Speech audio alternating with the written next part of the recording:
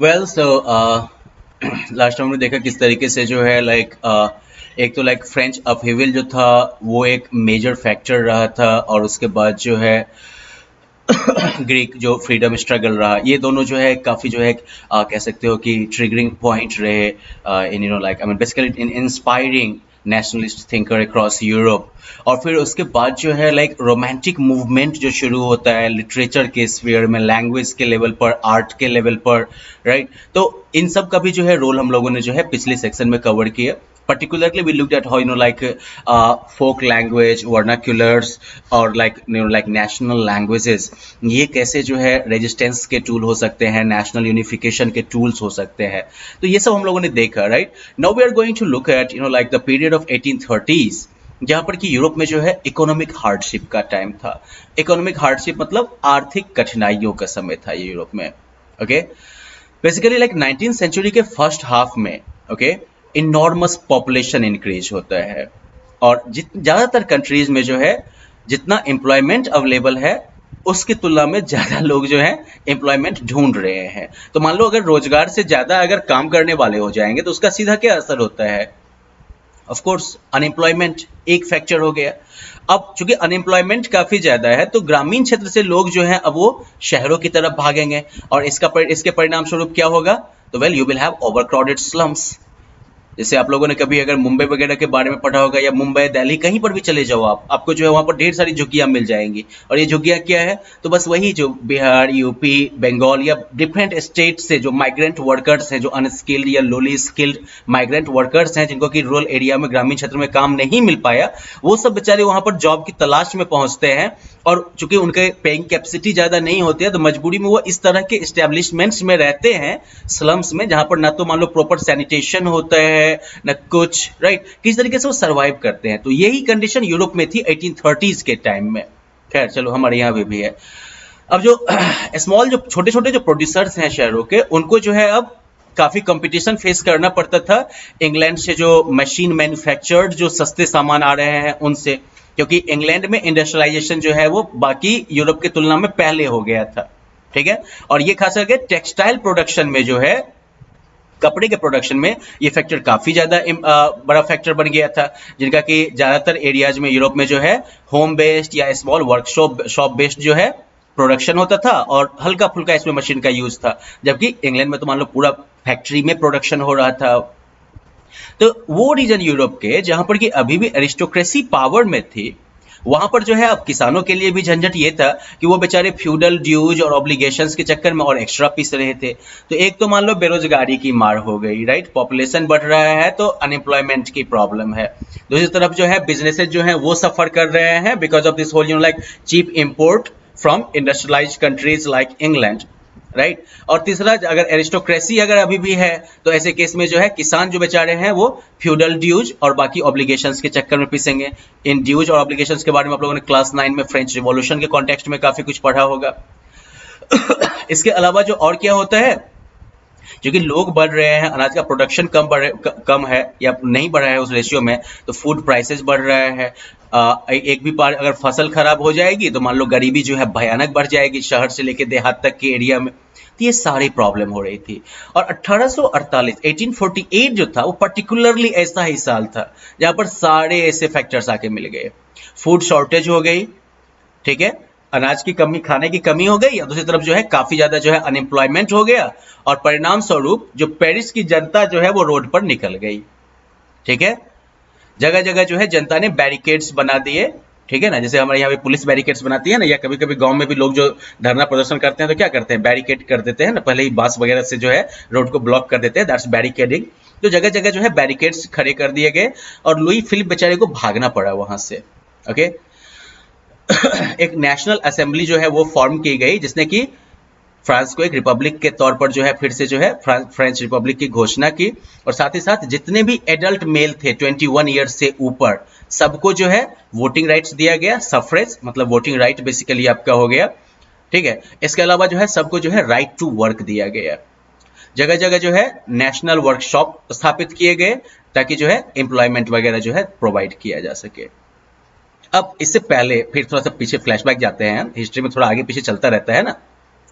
1845 में सिलेसिया के जो वीवर्स थे, वहां के जो बुनकर थे, उन्होंने जो है वहां के कॉन्ट्रैक्टर्स के अगेंस्ट रिवोल्ट कर दिया था, जो कि उनको रॉ मटेरियल वगैरह सप्लाई देते थे और बाद में जो है उनके द्वारा तैयार किए हुए कपड़े को खरीदते भी थे।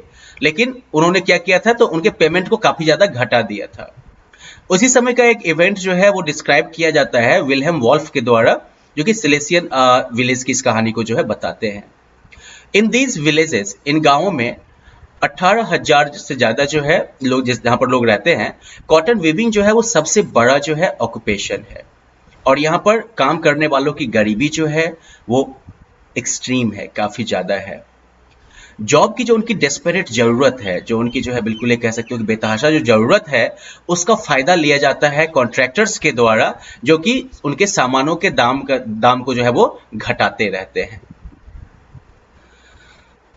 4 जून 2 बजे एक बड़ी भीड़ जो है बुनकरों की, वो अपने घरों से निकलती है और वो जोड़े में जो है मार्च करते हुए अपने कॉन्ट्रैक्टर्स के महल तक जो है पहुंचती है, ऊंची मजदूरी के डिमांड करते हुए। उन सभी को जो है बिल्कुल नफरत के साथ जो है, हिकारत के साथ ट्रीट किया जाता है और साथ साथ उनको जो है धमकी भी दी जाती है। इसके बाद उनमें से कुछ जो वीवर्स हैं वो जबरदस्ती घर में घुस जाते हैं, जो उनके सुंदर सुंदर विंडो पेन्स हैं, फर्नीचर हैं, पोर्सलेन वगैरह हैं, उनको तोड़ देते हैं। दूसरा ग्रुप जो है वो स्टोर हाउस में घुस जाता है और जो क्लोथ के सप्लाईज हैं उनको वो लूट लेते हैं, उसको टुकड़े टुकड़े में फाड़ देते हैं।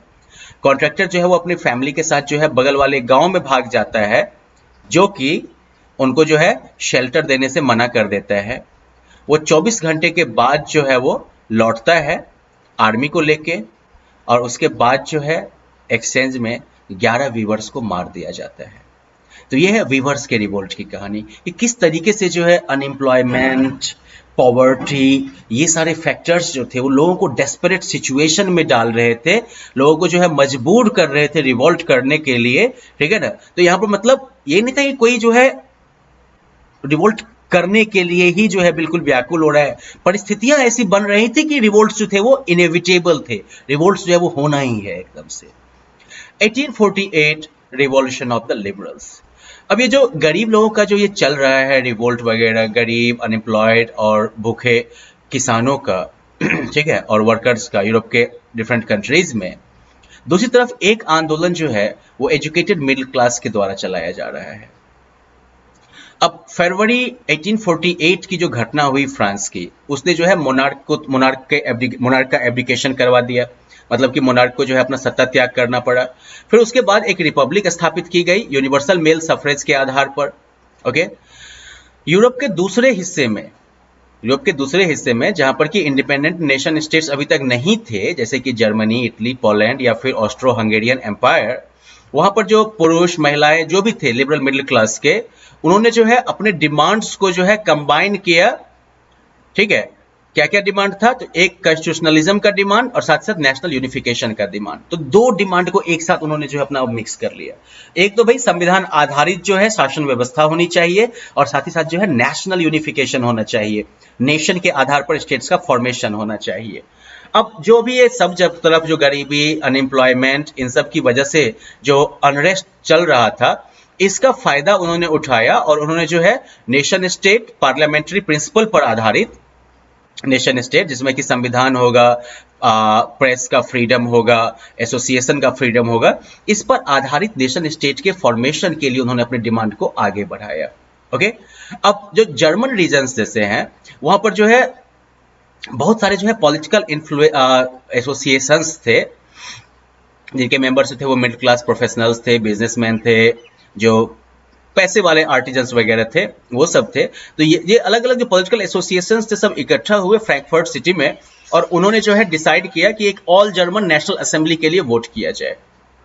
फिर 18 मई 1848 इनके द्वारा इलेक्ट किए हुए 831 जो इलेक्टेड रिप्रेजेंटेटिव्स हैं, वो एकदम से जुलूस निकाल के एकदम से जो है बैंड बाजा के साथ जो है वो पहुंच गए फ्रैंकफर्ट पार्लियामेंट में अपनी जगह लेने के लिए। ठीक है, और ये पार्लियामेंट कहां पर कन्वीन की गई, तो चर्च ऑफ सेंट पॉल में। यहां पर जो इन्होंने कॉन्स्टिट्यूशन तैयार किया जर्मन नेशन का, जिसके हेड में जो है मोनार्की होगी, जो कि सब्जेक्ट टू ए पार्लियामेंट, मतलब कि जो कि पार्लियामेंट के प्रति आंसरेबल होगी। तो इस तरीके से ये कॉन्स्टिट्यूशनल मोनार्की की बात थी, ठीक है। जैसे कि अभी भी इंग्लैंड में जो है, जैसे है ना, मोनार्क का पोस्ट तो है, लेकिन वो मोनार्क खुद से कोई डिसीजन नहीं लेता है, वो पार्लियामेंट के डिसीजंस के आधार पर काम करता है। तो जब डिप्यूटीज जो थे, उन्होंने इन टर्म्स पर जब क्राउन ऑफर किया Frederick Wilhelm fourth king of Prussia को, तो उसने जो है रिजेक्ट कर दिया, और साथ ही उसने बाकी मोनार्क्स के साथ मिलके जो है इस इलेक्टेड असेंबली का जो है विरोध शुरू किया। अब जहां एरिस्टोक्रेसी और मिलिट्री का विरोध जो है वो जहां जो वो चूंकि स्ट्रांग होता गया, तो पार्लियामेंट का जो है सोशल बेसिस जो था, जो सामाजिक जो इसका अप्रूवल था, वो भी जो है घटता चला गया। और ये चूंकि पार्लियामेंट जो था वो तो बेसिकली मिडिल क्लास के द्वारा डोमिनेटेड था, जो कि बेसिकली वर्कर्स या आर्टिजन्स वगैरह के जो डिमांड थे उनको वो जो है रजिस्ट कर रहे थे, ज़्यादा मजदूरी की वगैरह वगैरह की, और इसलिए उनका पब्लिक सपोर्ट जो है वो घट गया। ओके, फाइनली जो है सेना को अंदर बुलाया गया और उसने जो है असेंबली को जो है बराबर कर दिया, चल भाई निकल, छुट्टी ले ली यहाँ से, इस तरीके से जो है उसको डिसबैंड कर दिया गया। अब यहाँ पर जो है एक और इशू था कि जो विमेन के लिए जो पॉलिटिकल राइट्स होना चाहिए, वो भी एक कंट्रोवर्शियल इशू बन गया था, ठीक है ना, लिबरल मूवमेंट के अंदर, क्योंकि इसमें जो है बहुत सारी महिलाएं जो थी उन्होंने काफी समय से जो है एक्टिवली पार्टिसिपेट किया था। अब महिलाओं ने जो है उन्होंने अपना पॉलिटिकल एसोसिएशन बना लिया, उन्होंने अपना न्यूज़पेपर स्टार्ट कर दिया, और साथ साथ जो है पॉलिटिकल मीटिंग्स, डेमोन्स्ट्रेशंस, ये सब भी ऑर्गेनाइज करने लगी थी। इन सब के बावजूद लेकिन इनको जो है सफरेज राइट्स नहीं दिया गया था असेंबली के इलेक्शन के टाइम में। जब फ्रैंकफर्ट पार्लियामेंट सेंट पॉल के चर्च में बुलाई गई थी, तो वहां पर महिलाओं को सिर्फ जो है ऑब्जर्वर के तौर पर बुलाया गया था, जो कि विजिटर्स गैलरी में खड़ी हो सकती है। You can check out this scene here, ये आपके सेंट पॉल चर्च का सीन है, जहां पर फ्रैंकफर्ट पार्लियामेंट्री जो है मीटिंग जो है नेशनल असेंबली की वो कन्वेन हो रही है, एंड महिलाएं वगैरह जो है वो इधर ऑडियंस के गैदरिंग में आपको मिलेंगी, ठीक है, ऑडियंस के कैटेगरी में आपको महिलाएं मिलेंगी। दर्शक बनिए, आप देखिए कि पुरुष कैसे समाज चलाते हैं, ठीक है। अपर लेफ्ट वाली ये गैलरी में महिलाएं हैं आपकी, तमाशा देखिए आप लोग सिर्फ। अब लिबरल्स जो थे, यद्यपि वो लोग मान लो कि लिबरल मूवमेंट्स को दबाने में 1848 में जो है कायम रहे, लेकिन वो ओल्ड ऑर्डर को जो है वो रिस्टोर नहीं कर पाए। मोनार्क्स वगैरह को भी जो है ये एहसास तो हो रहा था कि ये जो रिवॉल्यूशन और रिप्रेशन का जो ये साइकिल चल रहा है, कि पब्लिक जो है रिवोल्ट करती है और रूलर्स जो है उसको दबाते हैं, रिप्रेस करते हैं, ये एक ही तरीके से खत्म हो सकता है, और वो ये है कि जो लिबरल नेशनलिस्ट हैं, जो लिबरल नेशनलिस्ट जो रिवॉल्यूशनरीज हैं, इनको कंसेशन दिया जाए, इनको जो है कुछ छूट दी जाए। और इसी वजह से जो है 1848 के बाद के जो साल हैं उसमें जो ऑटोक्रेटिक मोनार्कीज थी सेंट्रल और ईस्टर्न यूरोप की, वो सब जो है फिर कुछ चेंजेस इंट्रोड्यूस करने लगे, जो कि वेस्टर्न यूरोप में ऑलरेडी जो है 1815 से पहले हो चुके थे। जिस तरीके से जो है सर्फडम और बॉन्डेड लेबर जो है वो हैब्सबर्ग डोमिनियन और रशिया दोनों में खत्म कर दिया गया। साथ ही साथ जो है हैब्सबर्ग के जो रूलर्स थे उन्होंने जो है हंगेरियंस वगैरह को 1867 में और ऑटोनॉमी प्रोवाइड किया, और उनको जो है कह सकते हो कि फ्रीडम प्रोवाइड किया। So well, that is it for this section, and then next we are going to start with the making of Germany and Italy. Okay, bye bye.